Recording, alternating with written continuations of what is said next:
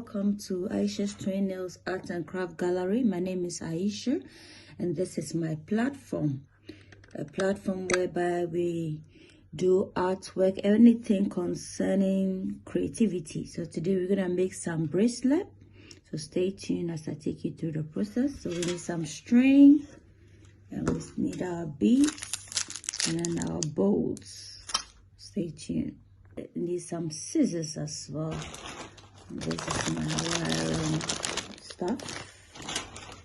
I'm gonna start by using some silver curry. Just gonna put this in, guys. And I'm just adding it to it.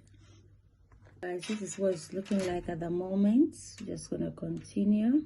Guys, we're almost done. I'm gonna tie this briefly. I'll just tie it, guys.